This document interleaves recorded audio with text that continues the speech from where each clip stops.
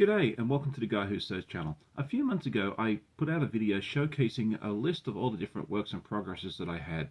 It wasn't as bad as I thought. I think I had like 8 or 9. This time around I thought I would go ahead and take a look at all the unfinished quilt tops, and that number is going to be just a hair higher. We'll take a look and see just how many we have altogether. What do you think the number is?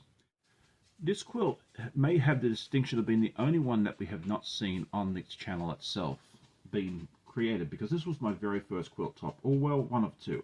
You may have heard the story before, but I made this to be a double-sided quilt, but once I started to try and put the backing on it, I realized it wasn't such a smart idea for my first quilt. So an exact carbon copy of this is actually in a completed quilt, and this one here is for me just to look at and see where I came from. Maybe I'll put a backing on it one day. Let me know what you think in the comments. This next quilt has a very special place in my heart because it was one of my first quilts that I showcased on my channel. It's called the Rhapsody quilt, and it's also one that I actually bought 2 of these kits, one for myself and one for my sister in Australia. They were able to ship it down to her for very, very little money, and the quilt kit was very inexpensive as well.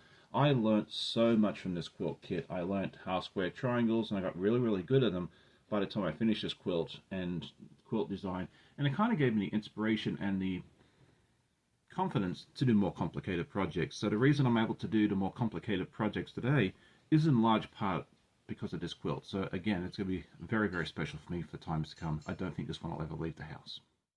This next one was one that I wasn't actually planning on making, but I actually won it in a giveaway, the quilt kit from Fort Worth Quilt Studio and my friend over at Stephanie Quilting with Stephanie Stitches. I won the quilt kit, so I figured it'd be fun to go ahead and try and put it together.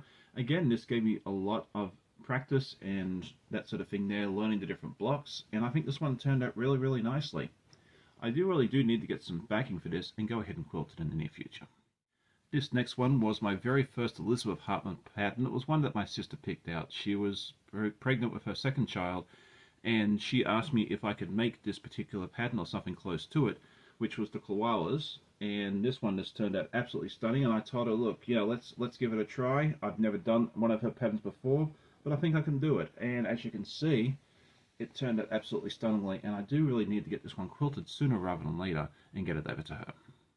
And this next one was really the start of my obsession with Art East Quilting Co. A friend of mine sent me a message in my Discord group and said, hey, you've got to check out this dark sun pattern over at Art East Quilting Co. I took a look, I immediately hit the buy button and started sourcing some fabrics to put it all together. It is the Mythical Wieners, or as I like to call it, the Mythical Darksuns, and it's just absolutely one of my favorite quilts, even to this day. So there we go. It's got unicorns and griffins and all sorts of fun stuff there. It's just a fun quilt. I would love to get this quilted at some point in the near future, and maybe even enter it into a show. A few years ago, I joined the block swap, and this was probably one of my favorite block swaps. It was one called Sweet Treats, which was 2 popsicles. I was put in a group of 12 different people.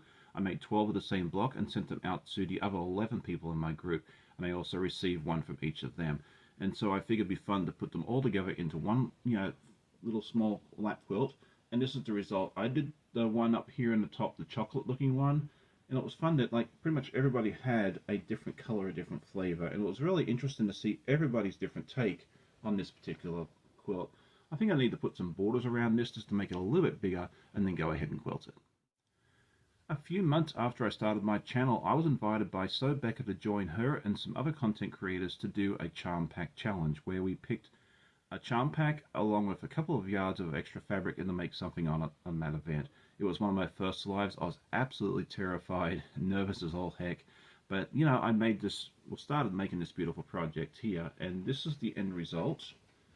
I bought a charm pack from Yvette Renee, and with all the little doggos, and then I had some leftover dog fabric and some solids from some previous projects. So it's kind of like a scrappy-esque project as well, which I think is really fun. At some point I'd like to get this quilted and find it a lovely home. I had 2 big bags full of 2.5-inch squares. I think they like to call them mini charm packs now. I like to call them donut holes. Everything else is named after food. Why not that too? But then I figured it'd be nice to make something out of it. So I found a pattern, or kind of, modified one I saw online, and I called it Scrappy Diamonds, and this is the end result here, and I think this turned out really nicely. I bought the background fabric, but everything else was just all from these bags of 2.5-inch squares. I think this one turned out really nicely. It is intended to be a gift for someone one day once I finally quilt it. This was one of the first projects I had bought a kit for, and it was one that gave me a very hard lesson. Back then, I was not great at half square triangles or making sure everything fit or doing an accurate quarter-inch seam allowance, but this taught me a lot of lessons because it was actually one that I tried doing the first block or two and then actually put it away for a couple of years because it wouldn't fit. And so sometimes it's just one of those things that you need to do is if it gets too much for you, just put it away, figure out what went wrong, and then maybe come back and attack it at a later stage. But a couple of years later, once I got some more skills after doing the Rhapsody quilt that I showed you a little earlier, I had the confidence to try it again, and it came together like a dream. Some of the earlier blocks was a little tough to put together, but it ended up coming out together really beautifully. I love this kit. It was a series of different ombre fabrics, and I'm really looking forward to getting this quilted and made into a functional quilt. This was yet another of the quilt kits that I bought from Craftsy. They had some really good deals back in the day. And this one was called Solar Flare, and it was one that I wanted to start for quite a long time, but I always had way too many projects. So I gave myself permission after finishing off some quilt tops to make this one here. This one was a lot of fun. It taught me a lot again, working with triangles and piecing and making sure everything was accurate. And then the center of this was meant to be paper pieced, but I actually found a way. I think it was Mum and Pop Quilt Shop had a tutorial and showed you how to do it traditionally, and so of course I cheated and did it that way. I think the end result was absolutely stunning. Next up is the 4 finished puzzle mystery quilts that I've done with Cotton Cut so far. The first one was the So Sweet, and I did this in the Benet colorway. It was a series of Huffman batiks, and I just absolutely loved how this turned out. I loved the color wheel when I started. As I was piecing it, I wasn't sure how I felt about it, and even at the very end, as I was getting ready to piece it, I was like, did I just make a big mistake on this? But once it came together, I fell in love with it, and I just knew I made the right decision making one of these. After that, Cotton Cuts asked me to be an ambassador for them, and so my first one with them as an ambassador was the Lavender, and this was a beautiful series of different batiks as well.